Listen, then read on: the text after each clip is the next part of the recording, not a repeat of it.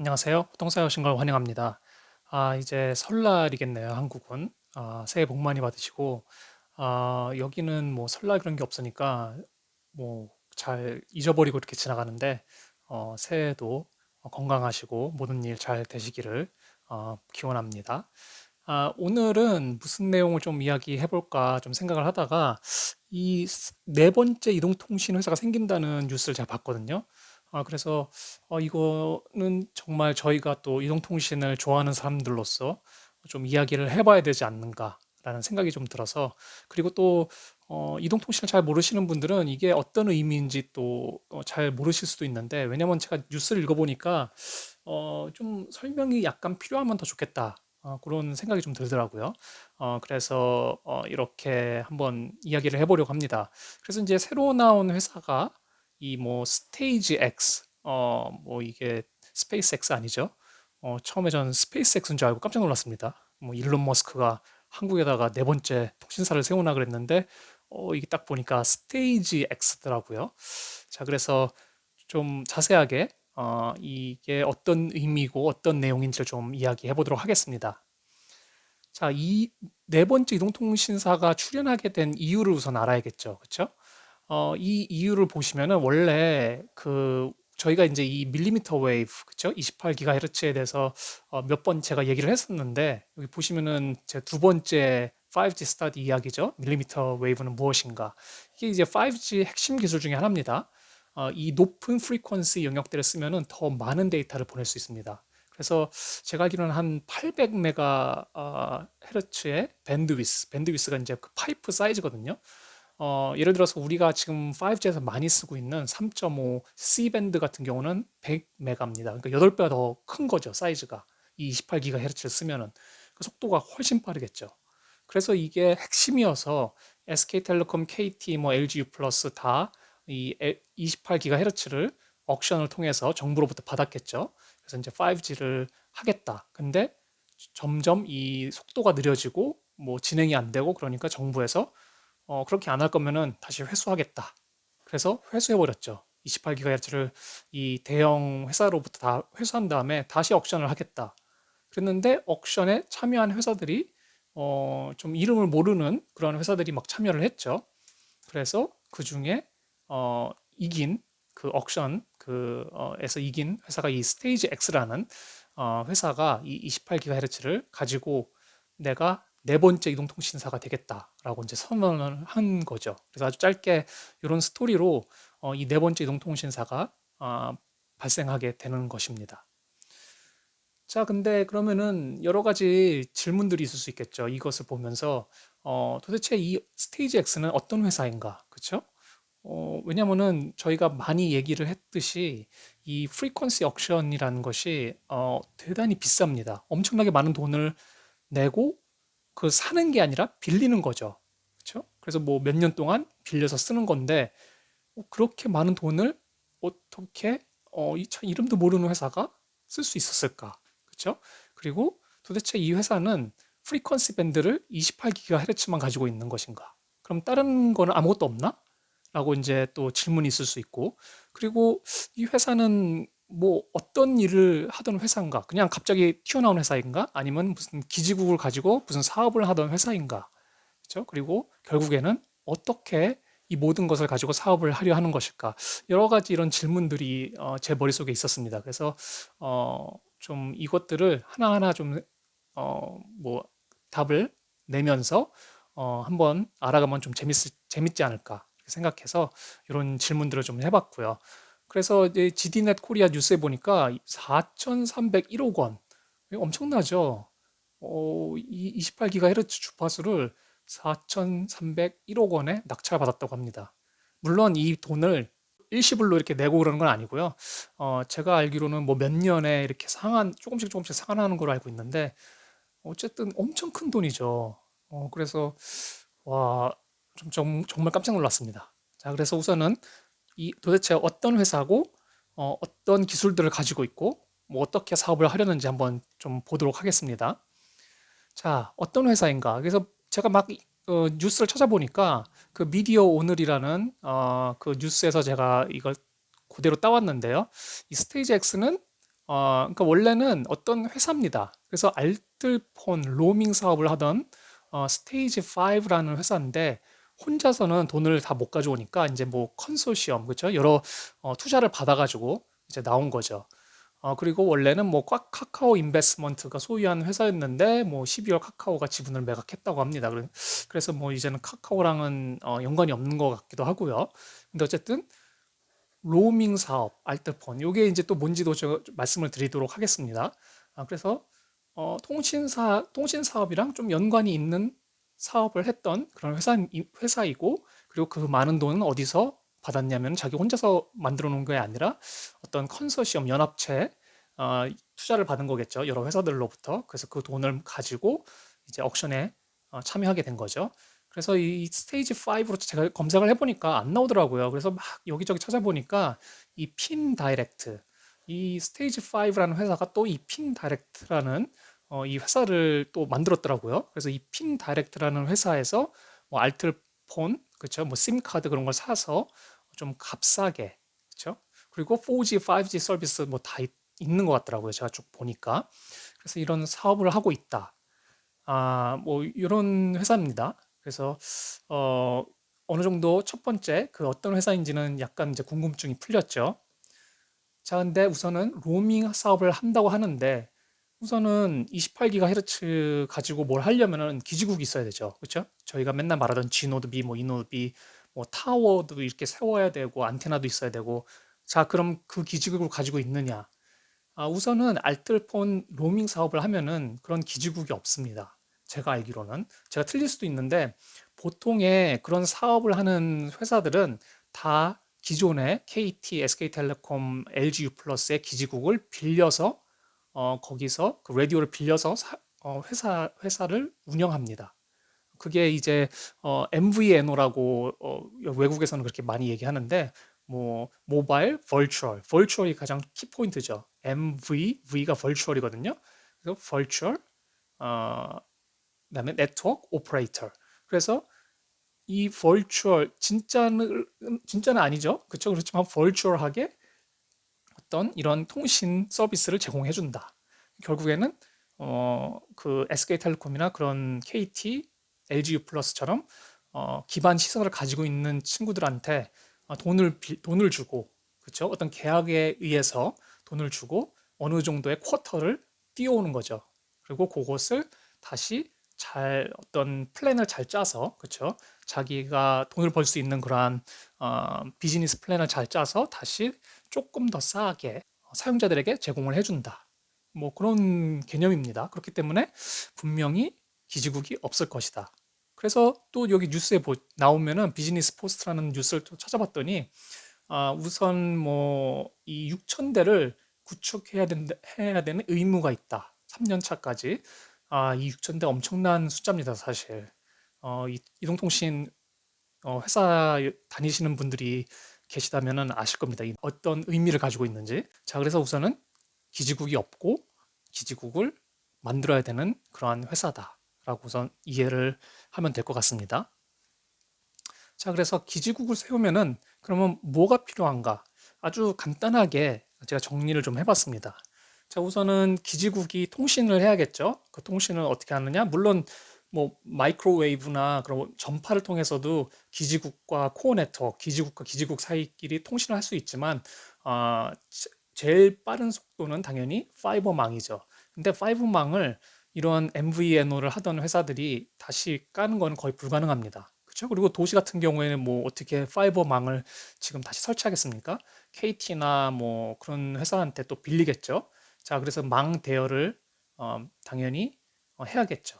그리고 기지국을 구축하기 위해서 장소, 빌딩 위, 아파트 위 다 대여를 해야 됩니다. 그래서 돈을 지급해야 되죠. 그래서 그런 장소 대여비, 그것도 당연히 렌트비도 나가야 될 것이고, 그다음에 가장 돈이 많이 나가는 곳, 이 장비. 이거 엄청나게 제가 저번에 얘기 드렸는데 엄청나게 비쌉니다. 그리고 이 장비를 샀다고 해서 그냥 딱 끝나는 게 아니라 장비에 대한 메인터넌스 가격, 뭐 라이센스, 소프트웨어, 뭐 메인터넌스, 뭐 그 정말 여러 방면으로 돈이 많이 나갑니다. 그래서 우선은 장비가 또 비싼데 장비도 사야 되고 안테나 사고 그다음에 당연히 전기가 들어와야겠죠. 전기, 공사, 배터리도 있어야 되고 케이블 공사를 다 해야겠죠. 뭐 파이버 케이블, 그다음에 그 RF 케이블, 뭐 전기 케이블, 뭐 별의별 케이블이 많이 들어갑니다. 그 모든 케이블 작업들. 그다음에 뭐 코어 데이터 센터는 제가 좀 말씀드리겠는데 아마도 없어도 될 것 같습니다. 근데 만약에 좀 더 좋은 서비스를 제공하고 싶다 그러면은 이 코어 데이터 센터도 필요하겠죠. 그리고 당연히 보안, 네트워크, 통신 장비, 뭐 통신 모니터링 장비, 뭐 등등등. 보안 같은 경우는 뭐 사이버 시큐리티 뭐 그런 것도 있지만 또 그 사이트, 그렇죠? 이 기지국에 누군가 침입해가지고 뭐 그 사이트를 막 열고 들어가면 안 되기 때문에 보안 그러한 것도 해야 됩니다. 그래서 뭐 계약도 해서 보안 업체가 거기를 담당하는 경우도 있고요. 그래서 뭐 그런 보안, 그다음에 거기에 들어가는 또 네트워크에 들어가는 통신 장비들, 그러니까 그 이런 G노드비나 안테나 말고도 그 스위치, 그쵸? 스위치, 뭐 라우터 그런 것들의 통신 장비들 그런 것들도 또 사야 되고 또 그것도 누군가 세팅을 해줘야 되고 그것 모니터링 해줘야 되고, 그쵸? 그리고 이 모든 것들을 또 통신 장비들을 모니터링하는 또 장비가 또 들어가야 되고 등등등 정말 많은 장비들을 사서 거기에 또 설치를 해야 되는 그러한 것들이 있습니다. 자, 그리고 그 다음에 또 엄청나게 많이 들어가야 돼, 또 엄청나게 많이 돈이 들어가야 되는 것이 바로 이 기지국을 세울 때 어떻게 디자인할 것인가, 어떻게 테스트를 할 것인가, 그렇죠? 망 관리, 그다음에 망에 대한 보안, 그다음에 망에 대한 안전, 그렇죠? 그리고 이것들을 하는 인력들, 엔지니어들, 그렇죠? 디자이너들, 프로젝트 매니저들, 뭐 컨스트럭션 하는 사람들, 뭐 등등등, 테스트하는 엔지니어들, 뭐 디자인하는 엔지니어들, 퍼포먼스 엔지니어들, 옵티마이제이션 엔지니어들, 정말 이 텔코 쪽에서 일하시는 분들 아시겠지만 정말 많은 부서들이 있습니다. 자, 그래서 우선은 이러한 것들이 필요하다. 아주 간단하게 정리한 겁니다. 이거 말고도 사실 대단히 많은 것들이 있습니다. 그런데 뭐 제가 모르는 부분도 많고, 그래서 그런 부분들은 좀 빼고 제가 아는 부분까지만 얘기를 했고요. 자, 그리고 우선은 또 하나 궁금한 게 28GHz를 분명히 옥션에서 받았다고 그랬죠? 자, 근데 28GHz만 있느냐? 왜냐면은 지금 아까 말씀드렸듯이 이 회사가 하던 사업이 알뜰폰, 로밍, 그 말은 라디오를 빌린다. 그렇죠? 그렇기 때문에 자신들은 이제까지 한 번도 프리퀀시 밴드를 가지고 있지 않았습니다. 이번에 처음으로 28GHz를 옥션에서 받은 거죠. 그래서 뉴스를 찾아봤더니 당연히 이게 28GHz만 가지고 아무 사업도 할 수 없습니다. 현재로는. 그렇기 때문에 앵커, 뭔가 어, 우리가 공부했던 뭐 NSA를 보시면은 아니면 DC, 듀얼 커넥티비티를 보면은 처음에 마스터 아니면은 뭐 MCG라고 그러죠. 그 핸드폰이 제대로 붙을 수 있는 그러한 프리퀀시 밴드가 필요합니다. 28GHz는 속도는 빠르지만 항상 저희가 얘기했듯이 커버리지가 너무 짧기 때문에, 그리고 어떠한 장애물이 있을 때 약간의 그뭐 나무라든지 어떠한 뭐 빌딩이라든지 그러한 장애물이 있으면은 불완전해집니다. 그 주파수가. 그렇기 때문에 이 28GHz만으로는 당연히 사업을 할 수가 없습니다. 그래서 제가 뉴스를 봤더니 당연히 정말 생각이 있으면 이것만 옥션으로 하는 게 아니겠죠.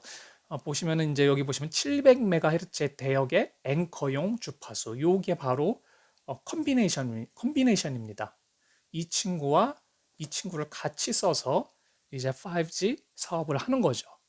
그렇죠? 자, 그러면 보시면은 28GHz의 주파수 800MHz 대역, 이게 이 대역폭입니다. 아까 말씀드렸던 폭, 그 뭐라고 할까요? 파이프의 사이즈 엄청 큰 거죠. 800GHz, 800MHz면은. 근데 700MHz의 폭은 얼마냐? 20. 그렇죠? 그리고 제가 아까 말씀드렸던 C밴드 같은 경우는 한 100MHz 정도 됩니다. 그렇죠? 자, 그러니까 700일 때는 요만큼 정도의 속도를 요 정도의 그 리소스가 있는 겁니다. 20. 근데 28GHz 쓰면은 800을 쓸 수 있다. 그래서 이 두 개를 같이 묶어서 사업을 하겠다라고 이제 되는 거죠. 그러면은 다른 프리퀀시 있느냐? 당연히 없겠죠.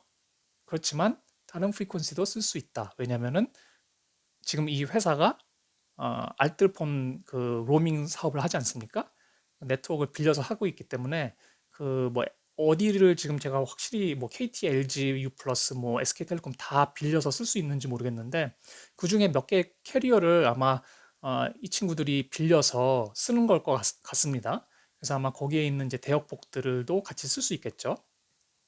그래서 이 28GHz만 가지고 있는 게 아니라 우선 기본적으로 700MHz의 캐리어도 가지고 있고 28GHz 밀리미터 웨이브도 가지고 있고 우선 이 두 개는 이 회사 겁니다. 자, 그래서 왜 이동통신 3사는 28GHz를 사용하지 않았느냐? 뭐 당연히 여러 가지 이유가 있습니다. 돈을 뭐 제대로 벌 수 없기 때문에 방치를 했던 거겠죠. 그 이유에는 당연히 뭐 커버리지가 너무 작기 때문에 더 많은 기지국을 세워야 돼서 뭐 수지 타산이 안 맞았다. 뭐 그런 얘기도 있고 어쨌든 테스트를 하다 보니까 문제가 또 많이 발생했을 것 같습니다.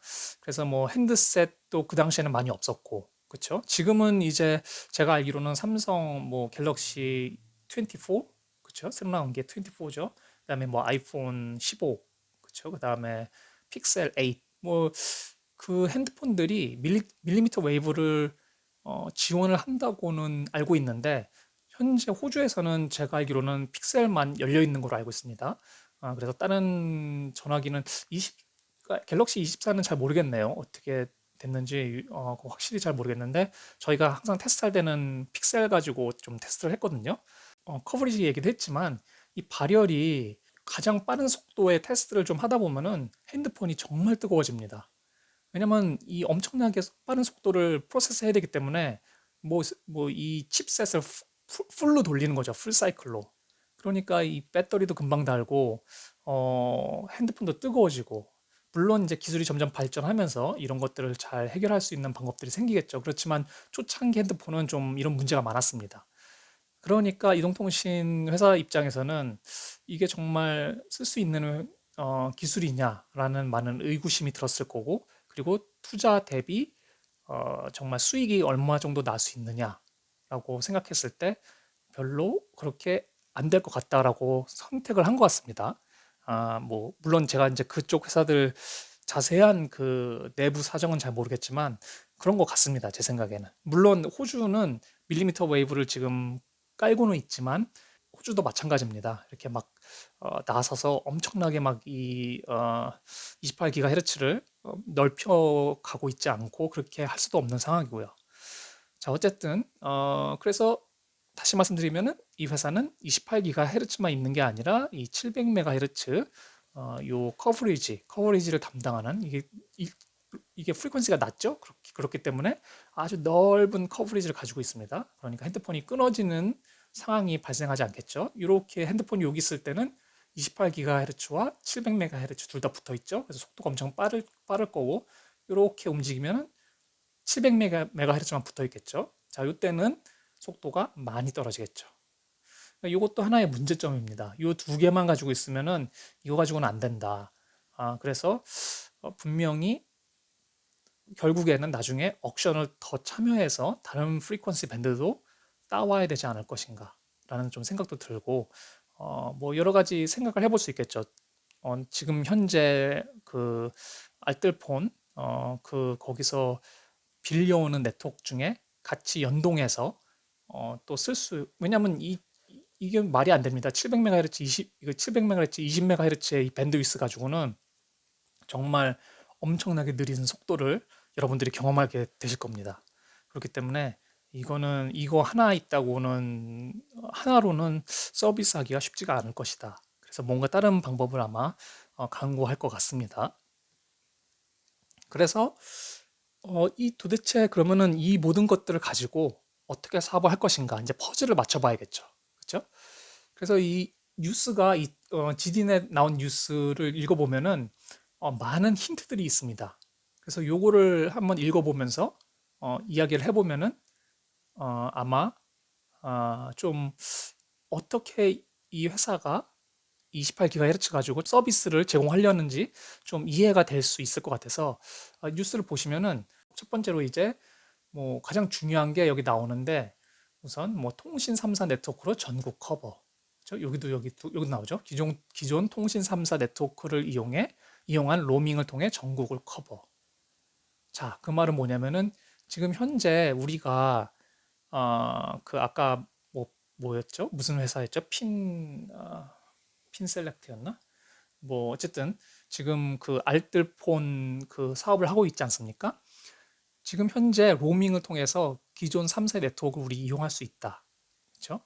그렇기 때문에 전국 커버하는 거 할 수 있다. 지금도. 그렇게 말하고 있는 겁니다. 그렇죠? 자, 거기다가 플러스로 28GHz는 어디에다 쓸 것이냐? 바로 이 핫스팟. 자, 핫스팟이란 것은 뭐냐면은 도심 위주입니다. 그래서 여러분이 아마 뭐 어디 지방이나 어디 산이나 뭐 그런 데 가면은 28GHz는 못 보시겠죠. 그렇죠? 핫스팟이란 것은 뭐 서울에 사람들이 많이 있는 곳 그런 곳에다가 이 핫스팟을 설치해서 좀 더 속도를 빨리 그래서 사람들이 더 좋은 쾌적한 네트워크 환경을 경험할 수 있도록 해주는 거죠. 그러니까 결국에는 28GHz는 그러한 핫스팟용으로 쓸 것이다. 전국적으로 이 밀리미터 웨이브가 깔린다는 것은 아마 나중에, 그렇죠? 아주 나중에, 그렇죠? 그렇기 때문에 첫 번째는 아마 이 핫스팟 그리고 뭐 호주나 미국이나 다 똑같습니다. 28GHz는 핫스팟용으로 모든 나라들이 그렇게 쓰고 있습니다. 왜냐하면 그것이 이 28GHz의 기술적 한계이기 때문에 모든 사람들이 다 알고 있습니다. 그렇죠? 자, 그리고 또 중요한 내용이 클라우드 코어망. 아까 말씀드렸듯이 이 로밍 서비스를 한다고 그랬죠. 그렇죠? 이 MVNO라는 사업이 그 라디오 네트워크는 빌립니다. 그렇지만 우리가 항상 얘기했듯이 통신에서 라디오와 코어, 뭐 빌링 시스템, 뭐 이런 것들이 많이 있어야 되죠. 그 뒷단은 자신들이 스스로 구축을 해야 됩니다. 그러면은 이 회사는 코어 네트워크를 스스로 가지고 있느냐, 없느냐. 근데 이 클라우드 코어망에서 힌트를 얻을 수 있죠. 클라우드, 그렇죠? 뭐 내가 스스로 가지고 있다는 게 아닙니다. 클라우드라는 것은 뭐 구글 클라우드 아시죠? 뭐, 뭐 아마존이 가지고 있는 클라우드 그런 것처럼 이런 코어망을 그 벌추얼로 만들어서 이렇게 대여해주는 그러한 뭐 제공해주는 그런 회사들이 있다고 제가 들었습니다.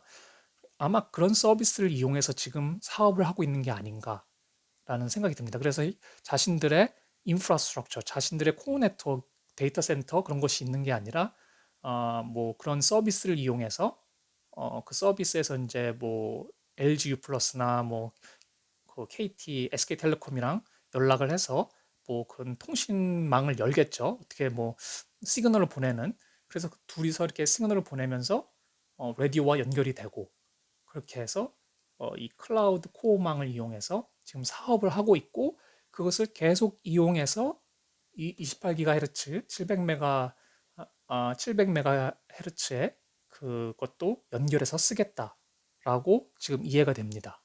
그렇죠? 자, 이게 이제 좀 문제가 될 수 있는 게 클라우드 코어망이라는 것이 자신이 가지고 있는 코어가 아니기 때문에 첫 번째로 뭐 우선 직접적으로 자신이 관리하기가 어렵죠. 그렇죠? 뭐 자신이 뭐 새로운 기술을 넣고 싶으면은 내 코어망이 있으면 그냥 기술 올리면 되고 소프트웨어 올리면 되고 그렇죠? 그리고 뭐 만약에 뭐 보안 같은 경우도 내가 스스로 그것들을 다 책임질 수 있지만 클라우드 코어망 같은 경우 뭐 서비스 딴 쪽에 맡기면은 그쪽에서 이제 문제가 생겨버리면은 그러면 난리가 나는 거죠. 물론 그런 이 클라우드 코어망을 제공하는 회사들이 그렇게 뭐 허술하게 그렇게 하진 않지만 어, 당연히 자신이 가지고 있는 것과 남이 가지고 있는 거는 당연히 다르겠죠. 그래서 그리고 또 하나 이 클라우드 코어망이 어디 있는지 이게 뭐 한국 로컬에 있으면 괜찮은데 뭐 딴 나라에 있거나 아니면은 뭐 모르죠 이게 어떻게 되는지 그리고 그 코어가 어디 있느냐에 따라서 어떻게 레이턴시도 컨트롤할 수 있는 거고 그렇죠? 그래서 이런 것들은 좀 고려를 어떻게 될 것인지 고려를 좀 해봐야 되고 사실 이 서비스가 얼마나 좋은지 저는 잘 모르겠지만 서비스가 지금 현재 괜찮다고 생각하면은 뭐 아마 28GHz 붙여서도 괜찮은 서비스가 나오지 않을까라는 생각이 듭니다. 아까 말씀드렸듯이 삼성전자와 애플도 밀리미터 웨이브를 제공할 수 있으니까 이 단말기 보급은 그렇게 큰 문제는 아닌 것 같고요. 그리고 어떤 서비스를 하겠느냐.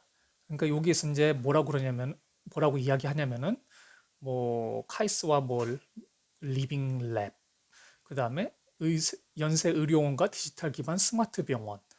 뭐 제 생각에는 가만히 이렇게 읽어 보면은 이런 뭐 경기장, 공연장 뭐 이 모든 것들이 어, 보시면은 뭐 스몰 셀 아니면은 인도어 서비스 뭐 그쪽으로, 그래서 결국에는 핫스팟으로 귀결되죠.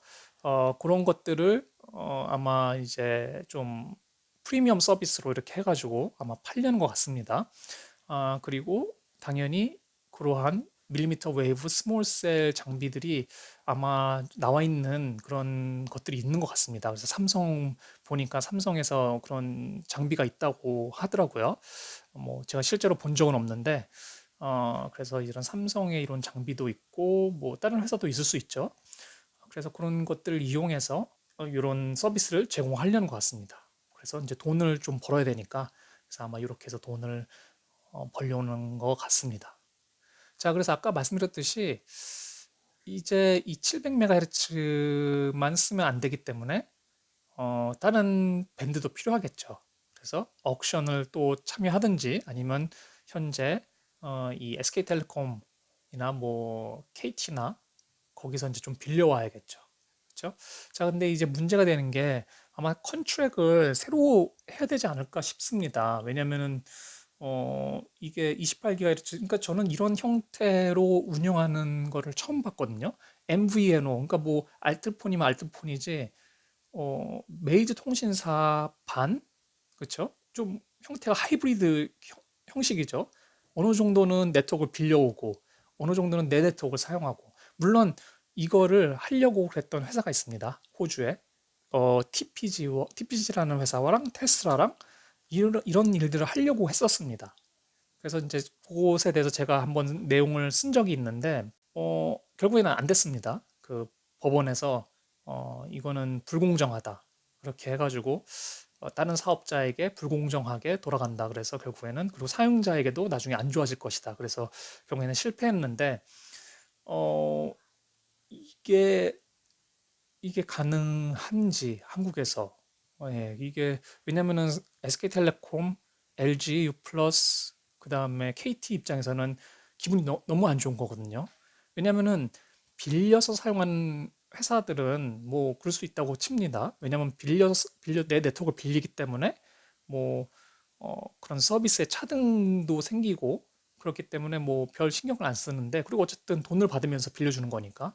근데 네 번째 이동통신사가 내 네트워크를 빌려서 그리고 자기의 28GHz를 붙인다? 그러면은 당연히 기분이 안 좋고 당연히 자신들의 수익이 떨어질 수도 있겠죠. 그래서 이게 어떻게 돌아갈 것인지, 이게 정말 가능한 컨트랙인지 좀 생각을 해봐야 될 것 같습니다. 그래서 물론 정부가 또 좀 도움을 주겠죠. 그런데 어떻게 돌아갈지는 좀 봐야 될 것 같고. 자, 그래서 이제 결론적으로 말씀드리면은 아주 간단하게 돈이 아주 많이 필요할 것이다. 그게 핵심입니다. 기지국을 많이 만들어야 하기 때문에 돈이 많이 필요하겠죠. 그리고 로밍 사업을 했으니까 어느 정도 기반은 있습니다. 그렇죠? 그냥 아무것도 모르는 그런 회사가 아니고, 그래도 어느 정도 이런 통신 산업에 대해서 알고 있다.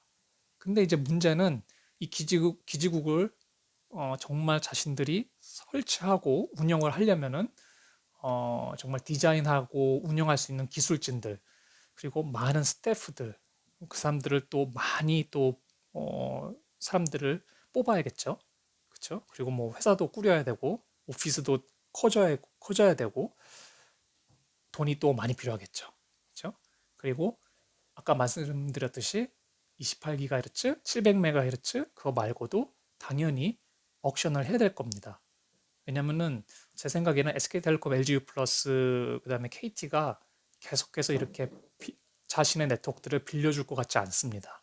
왜냐면 이제 내 정말 경쟁자가 됐는데 이거는 말이 안 되는 거죠. 내 경쟁자한테 내 살과 내 뼈를 다 빌려주면서 경쟁을 시키면은 자신은 당연히 뭐 좋은 게 없는 거죠. 그렇죠? 그렇기 때문에 그쪽에서는 너도 이제 옥션에 참여해서 1800MHz, 2100MHz 같이 뭐 옥션 해보자라고 나올 수도 있는 거죠. 그리고 가격이 싼 플랜을 뭐 계획한다고 하는데 돈이 지금 무지하게 드는데 수익을 내야 되는데 이게 돈을 싸게 받아서 근데 저도 이해합니다. 왜냐면 세 번째, 네 번째, 뭐 다섯 번째 그런 통신사들은 당연히 첫 번째, 두 번째 뭐 거기보다 좀 싸게 내야지 그래야지 사람들이 오겠죠. 그렇기 때문에 돈을 싼 플랜을 계획하지만 회사가 많은 부담을 갖게 될 것이다. 그렇죠? 근데 제가 이제까지 좀 너무 뭐 네게티브한 생각만 이렇게 말씀드렸는데 사실 살아남으면은 이 회사가 만약에 버텨서 살아남는다면은 소비자에게 또 하나의 선택지가 생긴다. 너무 좋은 겁니다, 사실은. 왜냐하면 소비자 입장에서는 세 개가 아니라 네 개, 네 개 중에 하나를 선택할 수 있게 되니까. 그렇죠? 그리고 네 개인데 네 번째는 더 싸다. 더 좋죠, 소비자 입장에서는. 그렇죠? 물론 뭐 네 번째 회사가 결국에는 뭐 5년 뒤, 6년 뒤에 망할 수도 있겠지만 어쨌든 그 안에 더 싼 그리고 더 빠른 서비스를 쓸 수 있다면은 뭐 소비자 입장에서는 절대 나쁜 게 아닙니다. 그렇죠? 그래서 제 생각에는 소비자한테는 아주 좋은 거다. 어, 저는 그렇게 생각이 듭니다. 그리고 또한 엔지니어들도 그렇죠? 저희와 같은 엔지니어들도 이런 회사가 하나 더 생기면 갈 데가 하나 더 생기니까 더 좋죠. 뭐 왜냐하면 말씀드렸듯이 이동통신이라는 이 곳이 너무나도 협소합니다. 갈 수 있는 회사도 너무 적고 그리고 여기 가도 아는 사람 저기 가도 아는 사람 그런데 이렇게 회사 하나가 더 생긴다? 그러면은 땡큐 하죠. 그리고 이 회사는 정말 많은 엔지니어가 필요합니다. 근데 잘 모르겠습니다. 이게 정말 좋을지 거기 가서 거기 가서 일하면은 좀 힘든 일이 많이 생길 것 같긴 한데 근데 뭐 그런 챌린지를 좋아하시고 뭔가 새로운 것들의 도전 그런 것을 좋아하시면은 뭐 해볼 수도 있겠죠. 그래서 사실 저는 이 회사가 잘 운영해서 네 번째 오퍼레이터로 살아남았으면 좋겠다라는 사실 그런 마음이 있고요. 그렇지만 현실적으로는 우리가 또 냉정하게 바라봐야 되지 않습니까? 현실적으로는 정말 어려운, 정말 많은 산들을 넘어야 할 것이다. 아까 말씀드렸던 그러한 모든 것들을 다 넘어서야지 슬슬 돈을 벌 수 있고 회사가 제대로 돌아가겠죠. 뭐 호주는 거의 뭐 그러니까 이동통신사가 하나 더 생긴다는 거는 거의 정말 사실은 불가능한 일입니다, 요즘에는. 그런데 이렇게 한국은 정말 대단한 것 같습니다. 이렇게 도전하는 사람들도 많고. 오늘은 네 번째 이동통신에 대해서 이렇게 이야기를 해봤고요. 다음 시간에 또 재밌는 내용, 유익한 내용으로 돌아오도록 하겠습니다. 감사합니다.